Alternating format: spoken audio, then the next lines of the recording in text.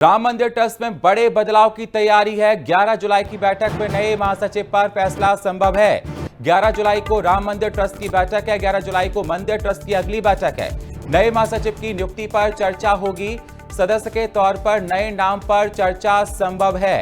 तो 11 जुलाई को मंदिर ट्रस्ट की अगली बैठक होने जा रही है। नए महासचिव की नियुक्ति पर चर्चा होगी। यह अहम जानकारी आपके साथ हम साझा कर रहे हैं। सदस्य के तौर पर नए नाम पर मोहर लग सकती है, ऐसी जानकारियां आ रही हैं। राम मंदिर ट्रस्ट में बड़े बदलाव की तैयारी की जानकारी आ रही है। 11 जुलाई की बैठक में बड़े बदलाव हो सकते हैं, ऐसा कहा जा रहा है। राम मंदिर ट्रस्ट में बड़े बदलाव की तैयारी, यह अहम जानकारी आपके साथ हम साझा कर रहे हैं। बैठक में महासचिव को लेकर फैसला लिया जाता है। 11 जुलाई को राम मंदिर ट्रस्ट की बैठक होगी।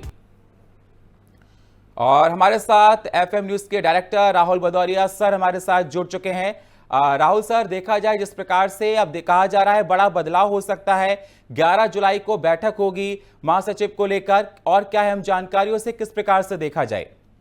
देखिए, जिस तरीके से राम मंदिर का पूरा मामला जो है लगातार तूल पकड़े हुए है, पूरे देश की नजरें टिकी हुई है कि आखिर ये कार्रवाई का जो दौर है ये कब तक जारी रहेगा और इसमें जो सबसे बड़ी मछली है उस तक जो है एसआईटी की जांच कब पहुंचेगी या प्रशासन या पुलिस की जांच जो है वो कब तक पहुंचेगी। हालांकि इस पूरे मामले में अब तक जो है 8 गिरफ्तारियां हो चुकी हैं और चाहे वो टिन्नू यादव हो, चाहे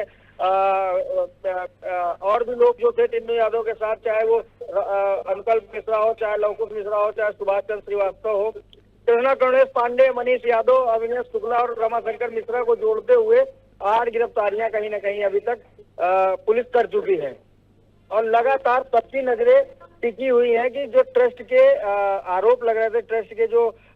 महासचिव थे चंपत राय, उनके ऊपर जो है लगातार आरोप लग रहे थे चंपत राय और अनिल मिश्रा के ऊपर कि इन लोगों ने जो है कहीं ना कहीं गड़बड़ी करी है। लेकिन अब इस पूरे मामले में चंपत राय का जो है इस्तीफा आ चुका था और इस्तीफे के बाद इस जो लेटर दिया गया है उसमें साफ तौर पे मंदिर प्रशासन की तरफ से कहा गया कि जो है 11 तारीख को एक बैठक होगी जिसमें ट्रस्ट के सभी 14 सदस्यीय टीम बैठेगी और उस बैठक में यह फैसला होगा कि आखिर इन लोगों का दोष क्या था या इन लोगों की किस तरीके की जो है भूमिका रही है। उसके बाद ही निर्णय होगा कि ट्रस्ट इनका जो इस्तीफा है उसको स्वीकारता है या नहीं स्वीकारता। तो 11 जुलाई को ये एक अहम बैठक होनी है जिसमें चंपत राय हो चाहे अनिल मिश्रा हो, इनके जो इनका जो इस्तीफा है उस पर फैसला होना है। और ये फैसला कोई और नहीं करेगा, जो राम मंदिर की ट्रस्ट है, जो 14 सदस्यीय टीम है वो बैठेगी और इन पर जो है अंतरिम फैसला लेगी इस पूरे मामले पर। और चंपत राय और अनिल मिश्रा को रखना है ट्रस्ट में या फिर उनको हटाना है, इस पूरी बात पे कहीं ना कहीं एक बैठक होगी और ये बहुत ही महत्वपूर्ण बैठक होगी क्योंकि चंपत राय संघ से बहुत पुराना नाता रखते हैं और संघ के कई महत्वपूर्ण और अहम पदों पर रहे हैं जी। और उनका इस्तीफा आना ये कहीं ना कहीं देश की राजनीति में भूचाल आ जाए जैसी बात होती है और पूरे देश की नजरें टिकी हुई हैं कि आखिर इस पूरे मामले में गड़बड़ी हुई तो हुई कहां से। हालांकि जो प्रदेश सरकार है वो अपना काम लगातार जारी रखे, एसआईटी टीम बनी और उसने भी जांच करी और एसआईटी ने अपनी रिपोर्ट जैसे ही दाखिल करी उसके 2 दिन बाद 8 गिरफ्तारियां होती हैं और तत्काल प्रभाव से मुकदमे लिखे जाते हैं। तो कहीं ना कहीं जो योगी आदित्यनाथ हैं और उनकी जो सरकार है वो कहीं ना कहीं लगातार इस मामले को गंभीरता से लिए हुए है और लगातार जो कार्रवाइयों का दौर है वो जारी है। लेकिन अब देखने वाली बात ये होगी कि 11 जुलाई को जो बैठक होनी है उसमें जो महासचिव चंपत राय है और जो ट्रस्टी अनिल मिश्रा है उन पे क्या फैसला लिया जाता है। हालांकि मंदिर प्रशासन ने ये बात एक्सेप्ट करी है कि चंपत राय हो या अनिल मिश्रा हो, इन दोनों लोगों का इस्तीफा जो है कहीं ना कहीं आ चुका है। लेकिन अभी प्रशासन, मंदिर प्रशासन जो है उसने इनके इस्तीफे को स्वीकार नहीं किया। अब देखने वाली बात ये होगी कि आखिर ये जो इनका इस्तीफा है उसको मंदिर प्रशासन स्वीकार करता है या नहीं करता है। अभी इनके गुण और दोष और इनके जो इन्होंने अगर गलती करी है तो उस पर भी मंदिर प्रशासन काम कर रहा है और जांच कर रहा है कि आखिर इनकी तरफ से जो है इस्तीफा अगर आया है तो इनकी क्या गलती थी या गलती नहीं थी। सिर्फ सामाजिक दबाव के उसमें इन्होंने जो है वो दिया है इस्तीफा। और हालांकि पूरे मामले में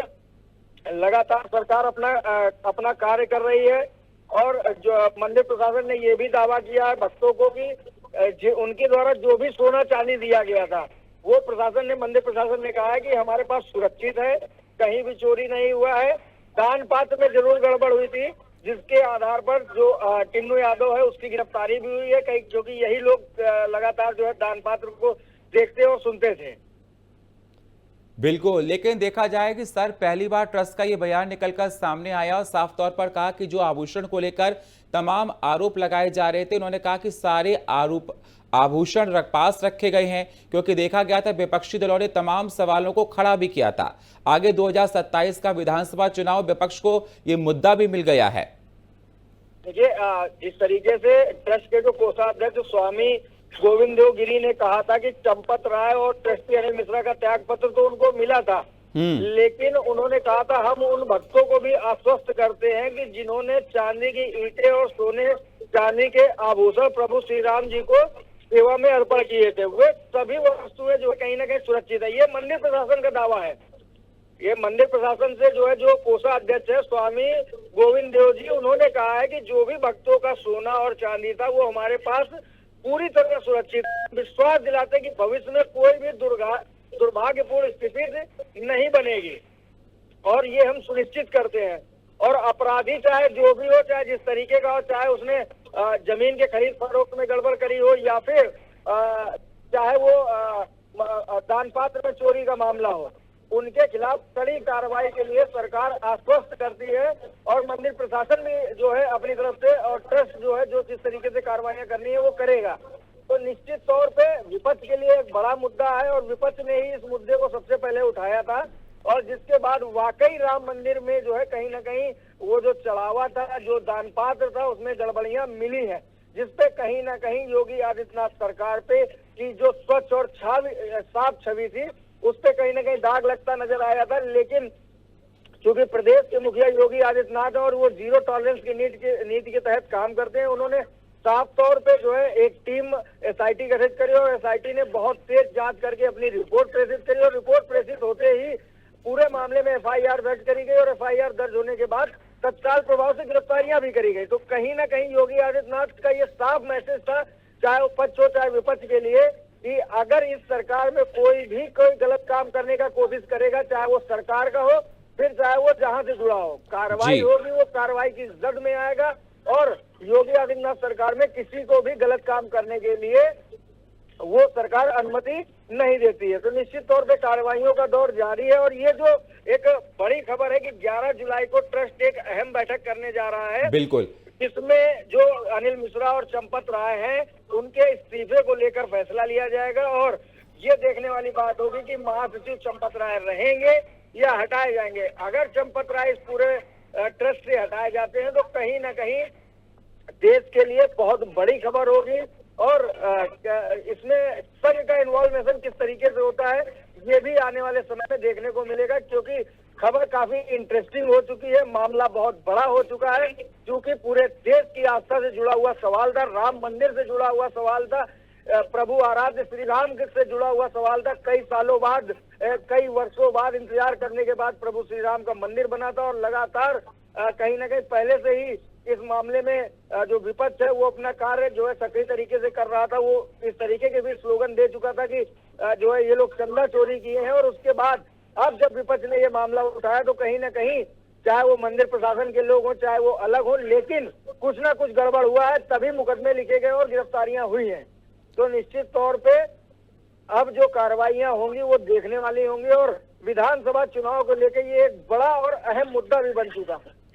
जी बहुत बहुत शुक्रिया हमारे साथ जुड़ने के लिए राहुल जी आपका।